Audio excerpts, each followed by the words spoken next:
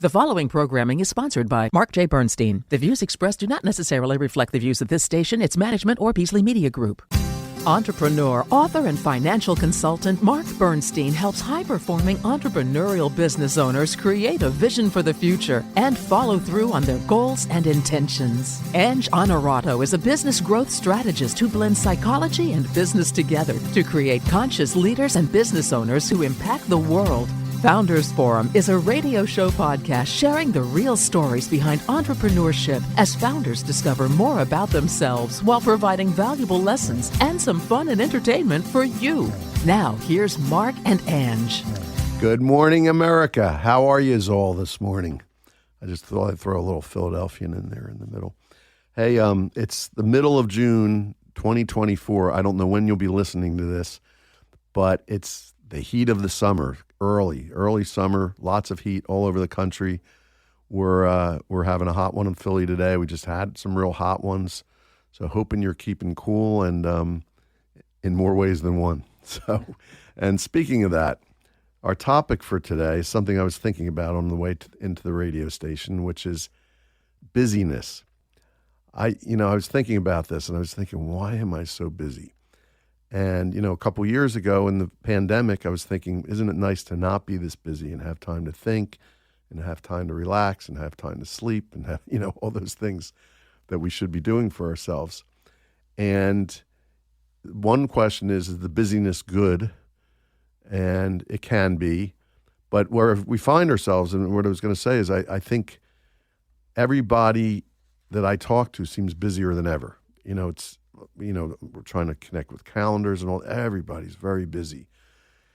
And I don't know if it's like pent up from not being busy or if it's what it is. If it's, the economy's good, it's not really as challenging as they would have you believe if you listen to all the media and all that. So what is it? So I want to ask you first, Ange, and then I want to ask our guest today, your take on that. What do you see? Why do you think it is? And what's going on? It's such a great topic, Mark. You and I were just chatting offline that you're right. We see it with each other, right? That when things seemed to be super busy a couple of years ago, we thought we learned lessons. Let's take time and, take a debrief every once in a while. But we are absolutely busier than ever. I know for myself, my theory on it, and I have to bring the woo, Mark, to things, but I really believe that in many ways, I think that the busyness is that I think a lot of us have a fear of slowing down, right? A fear of not doing the things because should the work dry up, should the relevance, should our brand, whatever it is. And maybe some people are even out running, I don't want to deal with other things in life. So if I just kind of stay super busy, then I can at least use that as an excuse, right? And I don't know that's everybody, but when I'm coaching my clients every single week, we kind of dig down into the root of things a lot. And I find a lot of that. It's staying really busy so that they don't have to deal with other things. So I'm curious how that might affect other people, listeners, or you guys as well. But it's definitely a trend that seems fast and furious these days, busier and busier. The summer's flying by. And I like the first part of what you said. They feel like they have to be, besides avoiding other things, maybe just to be successful or to move their businesses forward, whatever it is, they feel like they have to be busy all the time. And by the way, I looked at this when I got to the radio station, I looked it up. Busyness is where the word business comes from. If you look at the Old English, it came from busyness. So I'm going to ask our guest, Will, who will be introduced in a minute. But Will, does business have to be busyness, in your opinion? Well, I definitely would have to agree with what Ange is saying. I also think there's a yin and yang, approach going here. Coming from the pre-pandemic to then having so much time and using it for other things like hobbies, and that actually spurred a lot of growth and also new businesses, right? But I think that as we get busier, we almost have a kind of a fight struggle between what the world sees and also that we feel successful, right? I think that happens, at least for me, where I feel I'm a project based person, so I have to have something always going on. But I also feel that helps me, even if I'm working on artwork, it helps me with my business because I'm clear-headed and I can focus and I have other ideas, right? So I think there's a lot of, reasons why people personally keep busy, but I think that the approach to it is definitely a cause and effect of the pandemic. And now, do we go back to work? Are you remote, right? Do you have enough, what your time is focused on? It's the challenge now, I think, for people. Yep. And by the way, I've been working from home a lot for a different reason. Our office is under construction, and I'm way busier when I'm at home than I am when I'm in the office. It's just because I think I feel like I have to be, like I can't be goofing off. I got, so I almost feel like find things to do. It's pretty incredible. So Andrew, you want to introduce Will? Yeah, absolutely. So joining us today, and thank him so much for being here on a very hot day. So Will Schmahl is a seasoned entrepreneur and the CTO of Housemother. I can't wait to hear more about this and learn his deep story with this. But Housemother is an innovative app designed to streamline travel experiences for groups through the use of AI and machine learning powered tools. It's a rich background, or with his rich background in launching and scaling startups, including his first venture, Content Place, Will brings a wealth of experience and passion for solving complex problems in the travel industry, which is very important in the summertime especially. So originally from New York City, he's actually currently joining us here in Philadelphia while he is leading the launch of Housemother. And welcome, Will. Thanks for coming into studio today. Thank you very much. So, Will, you have an interesting story how you got here. So let's start with the very beginning. So I think you were born in New York City, but then you moved out somewhere to farmland, right? So I'm from Long Island thereafter, and my family is mostly in the East Coast or they're over in the UK. But most of my family that's out east or Connecticut. It's interesting because my grandparents raised me, and coming from my grandfather being a science professor at Stony Brook College and my grandmother being a minister, it's a very, balanced house to grow up in, right. As well as one of my uncles was still living at home because he was young enough to be there. So he's really my older brother. Who, by the way, wasn't there a strawberry farm involved in this as well? So as we grew up, my family was really they had a large amount of land that was out east, and we don't own that anymore. But I think from the focus of going from farm and gardens and having that life out east to my family then because of life changes moving to Pennsylvania and some my grandfather staying out in Long Island it's an interesting life to grow up in, but it from a young age it definitely gave me entrepreneurship.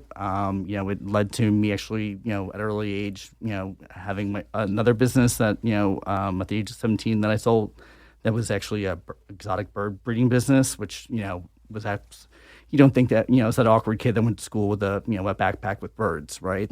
Right. So, interesting. Yeah. So, and you were talking about the balanced background. Did you want to expand on that a little bit?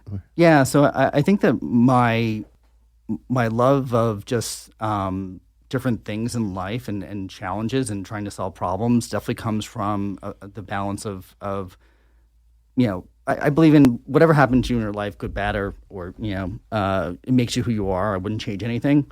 And I think that for me, balancing just new aspirations, new challenges, and where I'm going to move my life next, I'll raise my hand for anything if it's a challenge, right?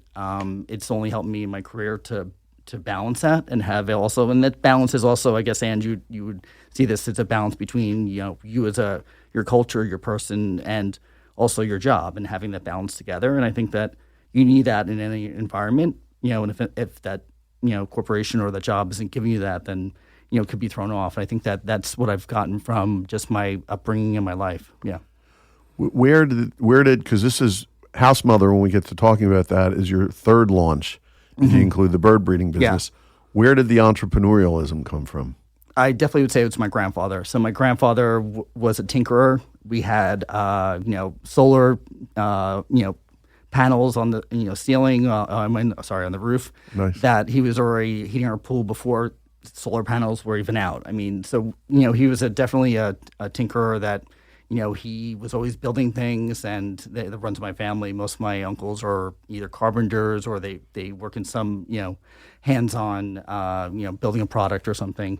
And I think that definitely has been ingrained in me, definitely. Sounds like he was an innovator, which goes hand in hand a lot of times with Definitely, yeah. entrepreneurialism. Gotcha. So after that, so what happened? You did the bird breeding business. You went to college, by the way. What did you study in school?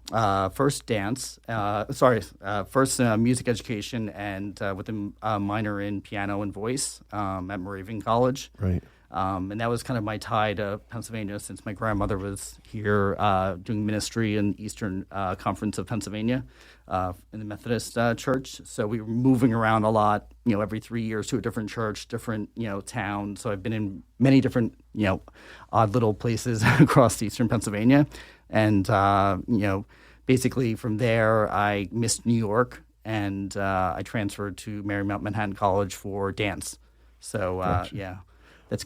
that was my tie. It was either getting in there through music, which they didn't accept me into the musical theater program for music and voice, which is funny because that's what I was actually majored in at Moravian, but they accepted me in dance. So I was like, okay, they must need guys in the dance company. By the way, just tell you real quick. So I was a music composition and theory major in college, and I had to take voice. So I remember I went into this vocal class, and all the people around me were like, all American choir, this and that. And they said, "What's your experience?" I said, "Well, I sang backup in a rock and roll band." It's like it was kind of that was the only thing about college that was really intimidating to me. When you had to do ear training, I had a roommate who's a very, very good musician, but we called it fear training. And sight singing we called fright screaming. That was because that was the thing we both feared most. He was not a singer either. But yeah, music, just reading music was not my thing. I could automatically sing just hearing the notes, but music in general was definitely a huge part of my life in junior high and high school, like traveling all over to the music jazz festivals, or they used to have the musical theater groups that would compete. It was pretty exciting, yeah. Yet your original plan wasn't to really be a professional musician or dancer, from what you said. Not even. I wanted to be a veterinarian, actually. Right. Tell us about that one real quick, only because it's humorous. I worked at a veterinary clinic for about 3 years, and I loved it. And I was going to go to Ross College down south, and basically, like those veterinarians, which I love to death, they were letting me do things I really shouldn't have been doing at that age, I couldn't handle the surgeries. I mean, I came out of the last, surgery, and, the doctors basically said to me, "Will, we love you. Like, we know how much you love animals, but it's not going to work." And I knew it. I knew it already, but it made me realize, and it also saved time and money, right? I could have gone down a path of, trying and pushing something that just wouldn't work. So you came out of Marymount, and I know your next thing, and we'll fill in the gaps, but the next thing you created was a website called Content Place. Well, the short story is actually I ended up having an injury in dance school that ended and I went to advertising, and then basically started working for corporations, AOL for 10 years, and then I left AOL to being consulting in startups, and then from there ended up starting Content Place, which is a marketplace for film and TV creators to actually either fund, sell, or license their early stage developments. And that has been a struggle just, with the film industry. It's hard to move, Right. but it's actually doing well. And right now, working on House Mother. Yep. So tell us about House Mother. We have just a couple minutes, believe it or not, before the break already. But tell us about House Mother and where you are on that, and we'll have more after the break. Sure. So House Mother was born from my own issues around managing a house during the summer with my friends or family. It could really be a nightmare, just the logistics of on-trip needs or things that could come up, or variables that basically, either caused by people you're traveling with or staying with. We all love our family or friends, but sometimes You are the house mother, right? Yeah, I mean, it's a definitely, the house mother could be the planner in every group, right? Yep. Everyone, family or friend group has it or has one, and really what we do is we provide a suite of tools that enables them to communicate, share, and manage their stay, from expenses to everything else. And what we do is we then use AI and machine learning to mitigate rewards and risks, meaning that we'll tell them information, supply them with suggestions, and also optimize their trip to the best that we can, so that, based on their user preferences, either individually or as a group. So, sometimes it's just about knowing the information, right? Where everyone is, you don't necessarily just, while you're on trip together, need to do everything every moment together. Just knowing, though, that you can meet up afterwards, that's what you need to do. Great. How is House Mother catching on? It's going well. So our focus right now is beach houses and the summer, seasonal rentals, which is an interesting segment of the travel industry because it's really not catered to because it's a different type of rental. You don't find it on Airbnb because they don't handle multi-week rentals, right? They're very community-based, right? So there's a lot of beach towns all over the U.S. I was going to say it's fairly substantial, though, too, at the same time. Yeah, it's a big market, actually, which is, we found very interesting that no one was really catered to it. And it has a lot of ability to actually grow tremendously, from the aspect of how many people are actually, in these houses during the summer. Yeah. And with that, I think it's a real good place to take a break and hear a little bit more about House Mother. And we will be right back with Will Schmahl. Summer is for sun, fun, and unforgettable moments with friends and family. This season, take the hassle out of group travel with House Mother, your go-to app for managing on-trip needs. Whether it's coordinating room assignments, tracking expenses, or simply knowing where everyone is with their real-time location feature, House Mother ensures every aspect of your trip runs smoothly. Make this summer the best one yet. Download House Mother and start enjoying stress-free vacations with those who matter most. Visit housemother.com now. House Mother, HOUSMTHR. House Mother, turning every trip into a home away from home. We're back on Founders Forum. Ange, I heard a squeak there right before the break, so I know you wanted to ask Will something. I was laughing, Mark, because I'm like, I love this so much. I knew the break was coming up, but I just wanted to say that it even ties into our topic this morning because more and more people need to get away, right, and take that time and have memories with people. So taking the stress out of organizing a family or a friend vacation, it is a really unaddressed need, if you ask me. I think there's a trend for people to do longer bachelorette weekends and bachelor weekends and things like that too. So it's a very interesting concept and very visionary, I think. So, and it's at the beach, so you can't not love that. I know lots of people, at least in my younger days, knew a ton of people that would have loved to have this, but we didn't even have the technology, obviously. But so look, you're a serial entrepreneur, I would say, at this point, and you have two businesses that are going.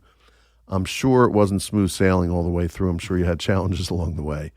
Tell us about the challenges you've had and what strengths you've had to sort of overcome them.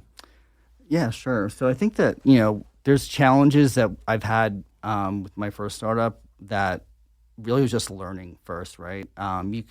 There's so much information out there for entrepreneurs, and a lot of it's so opinionated and so different. Right? Everyone has a different approach to how they would handle things, how it's acceptable in the industry, or how it's acceptable by an accelerator, right? You're trying to always get approval when reality is you're trying to learn and handle, and that's a difficult challenge I found, right? And I'm an avid reader, attending every webinar I can, probably signing up for too many and not showing up because I have the busyness, right? Back to that. Yep. But I think the challenge is having the right information and finding the right guidance, right? Because sometimes some of these people that are actually providing information, they never even had a startup, right? Which is actually scary. Just because you invested in a company and it was successful doesn't mean that you should be giving advice to everyone in the world, right? I mean, it's very confusing, and some people need to make sure that you do your research on who's actually providing this information because it could become a challenge that you're taking decisions on your business from someone that's never even had a business. By the way, I can attest to your busyness because you were working when I walked in this morning in the studio. I was a few minutes behind you, and he said, "I have an idea. I had to get it down." So you're an idea man for sure. So we'll talk about the idea later. I don't want to get off track. So where do you go from now? Where do you go from here in terms of House Mother? And that'll lead to our next question. Sure. I mean, so just to play that into another challenge, we're trying to raise funding for us. You're also we're at the point of just trying to prove fully our model. And we believe that, we could do it by the end of summer. But the challenge is making it transparent that we're really solving a problem. travel could be seen, from people as, oh, it's travel, right? But everyone does it, right? It's a Yes. huge industry. It Yes. also plays into a lot of things from a execution standpoint, as far as our technology could be taken out and actually then, used in other approaches. And I think that, that's really what we're trying to make sure that, the world sees, and we could actually be successful at it, and then, get funding to actually keep going and build ourselves. Nice. I could see. So I'm one that's used both VRBO, both as a renter and a landlord, and also Airbnb. I could see synergies with those groups as a possibility. Yeah, that's our long-term approach. So right now we're B2C, but we would like to become a guest app for every booking platform. For their, as their guest solution. It makes a lot of sense. So if this were, this is June of 24, if this were June of 27, and we're looking back on the last 3 years, what would have to happen, Will, for you to feel that was a successful period in your life? You can talk about business and if there's anything personal that goes along with it. Yeah, sure. I mean, definitely, I think House Mother would have a significant, amount of the market share, just, and acceptance from people as a brand. I mean, that's very important as culturally as a brand, and also as a company, with employees that want to be there, because I think that is hand in hand. You don't have a good business unless you have employees that have a good culture.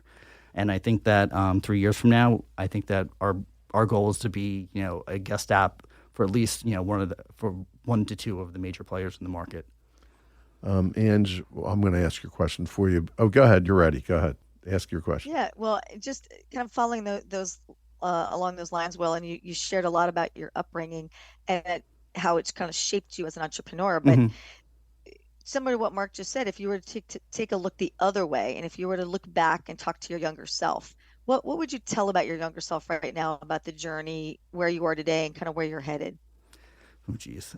So, I thought about this hard, and I would tell my younger self that if there is a challenge that I'm uncomfortable with, it's okay, and that finding help sooner than later is the best approach, right? There's a lot of times I go down a path because I'm excited about the challenge, but I don't necessarily, find help like early on, which could have saved a lot of time, and also just, it's almost, making, sure that I feel comfortable to actually, say, I don't understand, but, moving forward faster. And that would give me that ability. I think that's what I'd tell my younger self, that don't be so naive to actually looking for help early on to move faster, right? So part of your 3-year vision is be busier. I'm kidding. Yeah. Half kidding. Hopefully have an assistant. Right. You sure hope so. You got to delegate everything but your unique abilities. That's what Dan Sullivan would say. And that I think that's really important. I'm going to ask the question I thought Ange was going to ask. So the culture of the company that you envision, you mentioned a certain type of culture. If you had to paint a picture of that, what's that look like? You know what? In short, when I was working at AOL, it was the best company that I've ever worked for in my career. I thought you might reference that, but they I wasn't sure were which honestly way. the days I worked there were the best days of my career. It just and they had it down with culture and the way they were, internally and externally, and that bled through their business. And I think that's it's sad that they're not so much around right now as Verizon, but what they were doing 15 years ago was incredible. So you would like to model that culture after AOL? Yeah. Pretty interesting. Is there a culture still like that today? Do you know? I think a lot of startups do have that. I mean, I think that definitely in the tech industry, you're seeing a lot of startups that are, fully, having a culture that's fitting everyone, and Do you know if it's still that way at AOL? That I'm not sure. Yeah, that's what I wonder about that, because that larger companies that tends to change over time, I think, right? Yeah. So we have time for some sort of fun questions. What do you like to do for fun? I know you like to go to the beach yourself. That's one thing. So I'm an artist besides all this, right.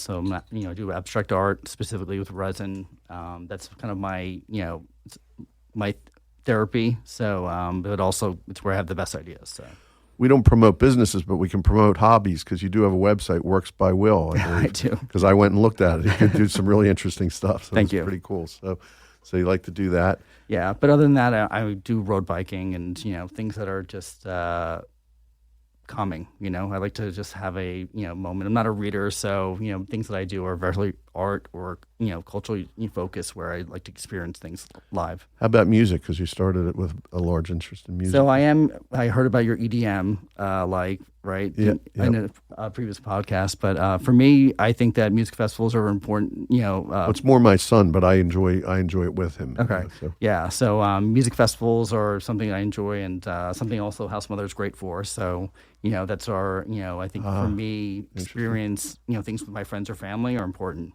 So I am headed with my son the end of the middle of next month to the Sphere in Las Vegas. Okay. Which would be a lot of fun. That's I hear it's unbelievable. I would really want to check that out. Anything else? Anything else you like to do for fun? Ange, I think, has a question. I see her. No. Yeah. So Will, I'm curious. We talked about when you came in, your mind was already going with new ideas and jotting them down before even Mark got into the studio. What do you find if you combine your art with sort of the things that you dream up about in business, right? Do you find that parallel there? Are there things that seem to inspire you in a certain way and that kind of come up with these ideas, or how does some of that ideation happen for you? So if you talk to my co-founder, Lou, he would tell you that I'm the creative person, right? And that, everything you see that's on, our website, our logo, I mean, everything is from my head and I've designed myself and made. So I think that there's definitely a connection between me being creative and what my output is in business, from either a marketing standpoint, but also from an idea standpoint. Because art actually solves problems, believe it or not, if you actually think about it, and the way that it speaks to people, and also the way that you could actually tell a story through a vision that isn't words. So I think that if you take that kind of that weird thinking of how that could be inspirational, also and throw it into a brand, it's pretty cool. Yeah. Well, listen, so it's really a combination of art. There's obviously science in it too, the science of technology and the science of data and all that kind of thing. I can relate to that, and I know Ange can as well. In our businesses, mine, financial planning, I always say, it's as much an art as it is a science, because nothing is exact. Things always change, and it's really trying to understand your client and figure out what they're trying to do for the future and all of that. So. So who's the science of we only have about a half a minute, but who's the science piece of your business? That would be my co-founders. Yeah. Got it. And how do you? And I guess they're very good at translating your art. Yes. Creative. So I always have people that are in my team that translate, because I'm definitely someone that has a specific way I talk. There's it needs translation sometimes. Right. So back to your unique abilities, and you need people around you to complement your unique abilities to make it successful. So that seems to occur over and over again. Well, I think that's about it for today for Founders Forum. So, Will, thanks so much for being here. I think it was a great show. Thank you. Ange, thanks for being here on Zoom. Appreciate it. And everyone have a great day, and we'll see you next week on Founders Forum.